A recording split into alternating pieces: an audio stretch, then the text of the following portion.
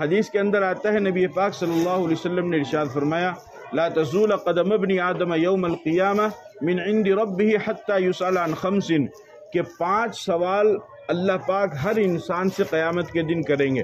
ہر انسان سے اللہ پاک قیامت کے دن 5 سوال کریں گے.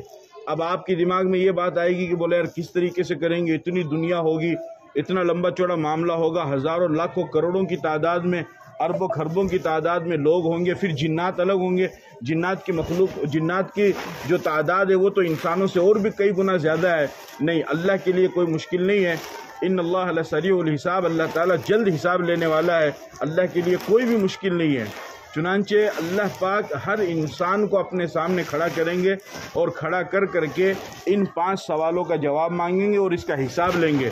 اور یہ بڑا مشکل ہوگا، کسی کے بس کی بات نہیں ہوگی، کوئی جلدی سے آسانی سے یہ حساب دے بھی نہیں پائے گا.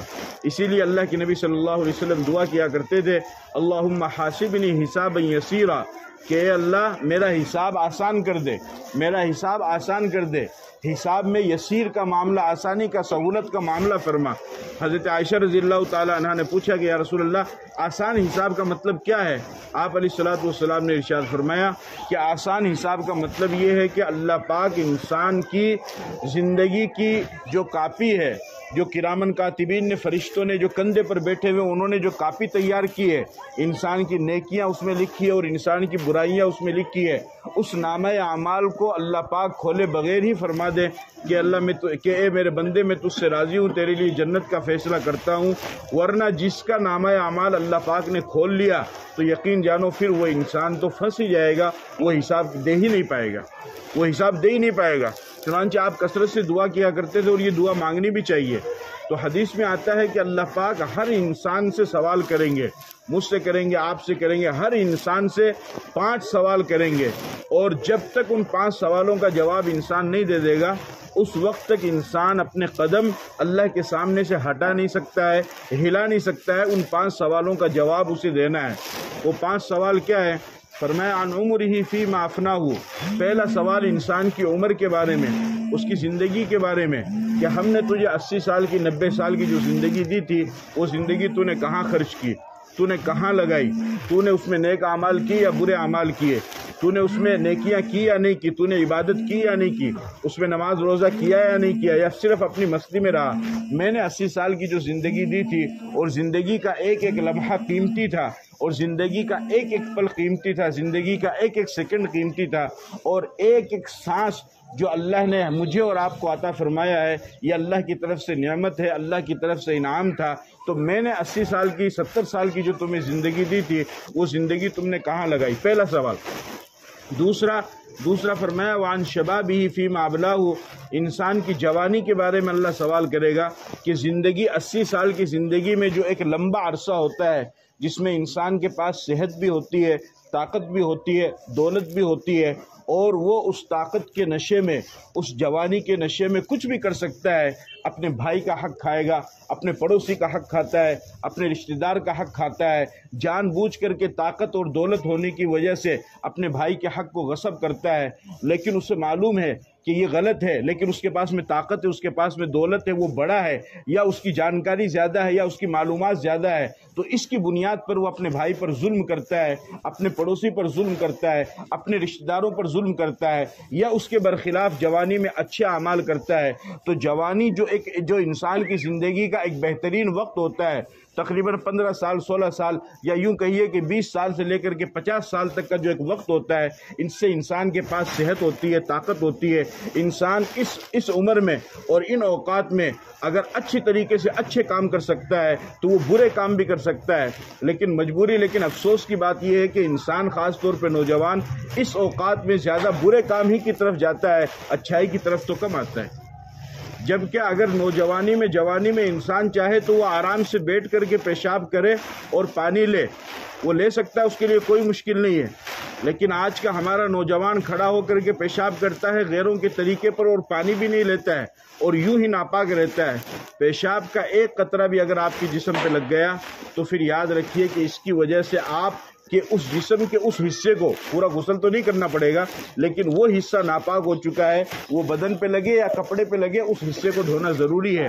اور یہ کوئی معمولی چیز نہیں ہے، استنزہوا عن البول فإن عامة العذاب القبر منہ، آپ نے فرمایا کہ تم پیشاب کی چھینٹوں سے بچو، اس وجہ سے کہ عام طور پر قبر کا عذاب پیشاب کی چھینٹوں سے نہ بچنے کی وجہ سے ہوتا ہے، نہ بچنے کی وجہ سے ہوتا ہے۔ اس کو لوگ معمولی سمجھتے ہیں۔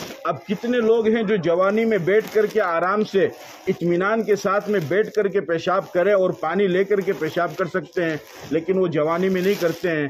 جب بڑھاپا آتا ہے ان کو اب آخرت کی یاد آتی ہے، اب اللہ کی یاد آتی ہے، اب ان کو موت کی یاد آتی ہے۔ اب اگر وہ بیٹھ کر کے پیشاب کرنا بھی چاہیں تو ان کی جسم سے طاقت ختم ہو جاتی ہے اور وہ بیٹھ کر کے پیشاب نہیں کر پاتے ہیں، اور وہ کھڑے کھڑے ہی پیشاب کرتے ہیں۔ جوانی بھی کھڑے پیشاب میں گزری اور بڑھاپا بھی کھڑے پیشاب میں گزرا، اس سے بد نصیب زندگی اور کیا ہو سکتی ہے۔ اور جوانی میں جب آپ سجدہ کر سکتے ہو اللہ کے سامنے، اپنے ماتھے کو جھکا سکتے ہو، دنیا کا سب سے بہترین کام ہے اللہ کے سامنے سجدہ کرنا، سب سے بہترین عبادت ہے اللہ کے سامنے اپنے ماتھے کو ٹیک دینا۔ پوری نماز میں بھی جو سب سے اہم رکن ہے اور جو سب سے بڑا مقام ہے وہ اس وقت ہوتا ہے کہ جب انسان مکمل عاجزی کے ساتھ اپنے ماتھے کو اللہ کے سامنے ٹیک دیتا ہے اور وہ سجدے کی حالت ہوتا ہے، اور سجدے کی حالت میں انسان اللہ کے سب سے زیادہ قریب ہوتا ہے۔ سجدے کی حالت میں انسان اللہ کے سب سے زیادہ قریب ہوتا ہے۔ اب یہ نوجوانی میں، جوانی کے عالم میں انسان سجدہ کر سکتا ہے لیکن یہ سجدہ نہیں کرتا ہے، اور بڑھاپے میں جب یہ نماز شروع کرتا ہے تو فوراً اس کو پتہ نہیں کس نے مسئلہ بتا دیا کہ کرسی لے لو، کرسی لے کر کے نماز پڑھ لو۔ ارے کرسی پر نماز ہوتی ہے یا نہیں ہوتی یہ تو بعد کی چیز ہے، یہ تو مفتی تمہیں بعد میں بتائے گا، یہ فتویٰ تو بعد میں پوچھنا، یہ مسئلہ تو امام صاحب سے بعد میں پوچھنا کہ کرسی پر بیٹھ کر نماز ہوتی ہے یا نہیں ہوتی ہے، اور یہ بھی بعد میں پوچھنا کہ نیچے بیٹھ کر کے نماز ہوتی ہے یا نہیں ہوتی ہے۔ کبھی ٹھنڈے دماغ سے یہ تو سوچو کہ سجدے کی توفیق اللہ مجھ سے چھین رہا ہے، میں اللہ کے سامنے سجدہ نہیں کر پا رہا ہوں، اس سے بڑی بدنصیبی کی بات اور کیا ہوگی؟ اس پر تو کبھی غور نہیں کیا، اس پر تو کسی نے بھی غور نہیں کیا۔ کرسی کا مسئلہ سب سے پہلے پوچھنے کے لیے آ جائیں گے۔ ارے اللہ کے بندے، نماز میں یہ چار ہی تو رکن ہیں، ایک کھڑا ہونا، دوسرا رکوع کرنا، تیسرا سجدہ کرنا، اور چوتھا قاعدہ کرنا۔ قیام، رکوع، سجدہ اور قاعدہ۔ آپ سوچو تو صحیح، آپ تو کسی بھی رکن کو ادا نہیں کر رہے ہیں۔ نہ قیام آپ ادا کر رہے ہیں اس لیے کہ کرسی پر بیٹھنے والا کھڑا ہو کے کیسے نماز پڑھے گا، نہ آپ رکوع کر رہے ہیں، کرسی پر بیٹھنے والا رکوع کیسے کرے گا، وہ تو اشارہ کرے گا، رکوع تو نہیں کرے گا نا۔ سجدہ، کرسی پر بیٹھ کر نماز پڑھنے والا سجدہ کیسے کرے گا، وہ تو سجدے کا اشارہ کر رہا ہے۔ تو نماز کے جو چار رکن ہیں، کھڑا ہونا، رکوع کرنا، سجدہ کرنا اور بیٹھنا، یہ تینوں تو آپ نے ضائع کر دیا، اور بیٹھنا بھی صف میں مسجد میں تھا، وہ بھی آپ کرسی پر بیٹھے ہیں۔ یہ کوئی نماز ہے؟ یہ کوئی نماز ہے؟ مجھ پہ فتویٰ مت لگانا کہ مول صاحب آیا نماز ہو کو نہیں ہوتے کہ بول رہے ہو، میں کہ ان کے رہا نماز ہو کو نہیں ہوا ہے، لیکن کدے ٹھنڈے دماغ سے یہ تو سوچو کہ ہو رہا ہے کیا ہے، اپا کیا کر رہے ہیں؟ جو سب سے بڑی عظیم الشان عبادت ہے بیمہ بھی کتنا رکن آپ ادا کر رہے ہیں، جو چار ہی تو رکن ہے، اور وہ لے دے کے بیچارہ آدھا بچہ بینا بھی بیٹھ کے کاٹ دیا، نہ قیام ہو رہا ہے، نہ رکوع ہو رہا ہے، نہ سجدہ ہو رہا ہے۔ یہ کوئی نماز ہے؟ یہ نماز کون بتائی تھا نا؟ یہ نماز تو مطلوب ہی نہیں ہے، یہ نماز تو مطلوب ہی نہیں۔ قیام جیسا فرض چھوٹ رہا ہے، رکوع کسی امت کو نہیں ملا ہے، صرف اسی امت کو ملا ہے۔ وَارْكَعُوا مَعَ الرَّاكِعِينَ، قرآن میں حکم ہے کہ رکوع کرنے والوں کے ساتھ رکوع کرو۔ پہلی امتوں کو جو عبادت ملی تھی اس میں رکوع نہیں تھا، اور سجدہ اس امت کو ملا ہے، سجدہ چھوٹ رہا ہے۔ ان الساجد یسجد قدم الی الرحمن، فرمایا کہ سجدہ کرنے والا جب سجدہ کرتا ہے تو آپ یہ سمجھتے ہیں کہ آپ نول گڑھ کی جامع مسجد کے صف میں سجدہ کر رہے ہیں، لیکن پیغمبر حدیث میں بتاتے ہیں کہ جب سجدہ کرنے والا سجدہ کرتا ہے تو وہ اپنی پیشانی کو اللہ کے قدموں میں رکھ دیتا ہے۔ تو یہ کرسی سے کہاں مل جائے گا، یہ بیٹھنے سے کہاں مل جائے گا؟ تو جوانی جو اللہ نے انسان کو عطا فرمائی ہے، اس جوانی میں ایسے کام کر لو کہ بڑھاپے میں اگر تم کرنا چاہو تو پھر کر بھی نہیں پاؤ گے، پھر کر بھی نہیں پاؤ گے۔ ان پاؤں کو کبھی مسجد کی طرف لے کر چلو، ان ہاتھوں سے کبھی مظلوم کی مدد کرو۔ کب تک ان ہاتھوں سے ظلم کرو گے؟ کب تک ان ہاتھوں سے لوگوں کو ستاؤ گے؟ ان ہاتھوں میں اللہ نے جو طاقت رکھی ہے اس سے کسی مظلوم کی مدد کرو، کسی غریب کی مدد کرو۔ ابھی طاقت ہے، بعد میں طاقت نہیں رہے گی تمہارے پاس، پھر تو یہ ہاتھ تمہارے خود محتاج ہو جائیں گے لاٹھی کے اور اولاد کے سہارے کے۔ اس وقت کیا کر، اس وقت کچھ بھی نہیں کر پاؤ گے۔ تو انسان کی زندگی میں جوانی ایک خاص حصہ ہوتا ہے، اللہ پاک اس جوانی کے بارے میں بھی اس سے سوال کریں گے۔ اور تیسرا سوال ہوگا عن مالہ من این اکتسبہ، مال کے بارے میں، مال کو کہاں سے کمایا، صحیح طریقے سے کمایا یا نہیں کمایا، جائز طریقے سے کمایا یا ناجائز طریقے سے کمایا، کس طریقے سے مال کو کمایا، لوگوں کے حصے کو غصب کر کے، لوگوں کے حصے کو کھا کے مال کو کمایا، کہاں سے کمایا، اس کا جواب دو۔ اور چوتھا سوال ہوگا وعن ماله من أين أنفقه عن ماله من أين اكتسبه وفيما أنفقه، کہ اس مال کو جو کمایا تو اس کو کہاں پہ خرچ کیا، اس کو کہاں پہ خرچ کیا۔ یہ جو آج نعرہ لگتا ہے نا، بولا میں کمایا ہماری مرضی میں کٹھا بھی خرچ کرا ٹھیکو نہ بولنیا تھارا ہی میں تھارا کے رائٹ تھا نا بولنے لگا، ہماری کمائی ہماری محنت میرا پسہ، اب میں ڈی جے میں لگاؤں، میں پٹاخہ میں اڑاؤں، میں کیا میں بھی لگاؤں، میں نے ارے نہیں، مسلمان کے لیے دو ذمہ داری ہے، مال کماؤ بھی صحیح اور لگاؤ بھی صحیح۔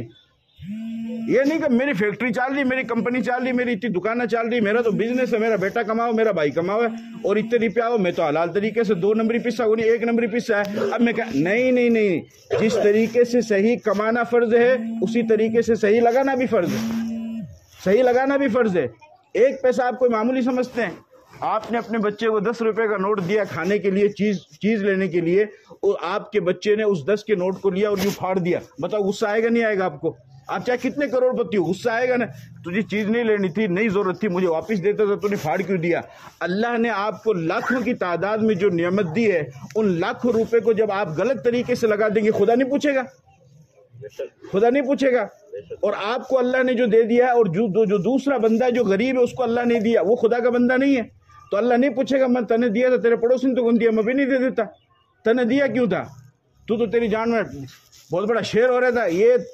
یہ کچھ بھی نہیں چلنے والا ہے۔ مال کماؤ بھی صحیح اور لگاؤ بھی صحیح۔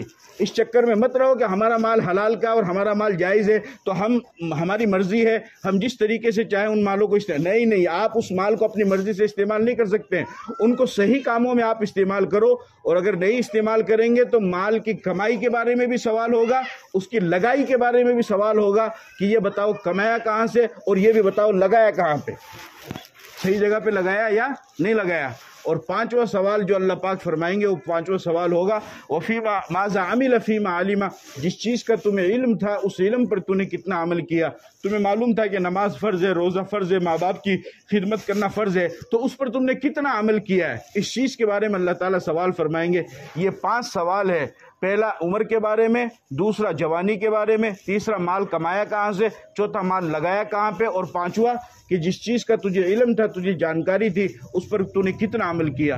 اس لیے میرے عزیزو یہ ہونا ہے، یہ کوئی میں اپنی طرف سے نہیں کہہ رہا، یہ حدیث کے الفاظ ہے، یہ ہم سب کے ساتھ میں ہونا ہے۔ ابھی اللہ نے ہمیں موقع دیا ہے تو اس وجہ سے ہمارا یہ فرض ہے کہ ہم یہ چاہیں، ہم کو چاہیے کہ ہم ان چیزوں سے عبرت حاصل کریں۔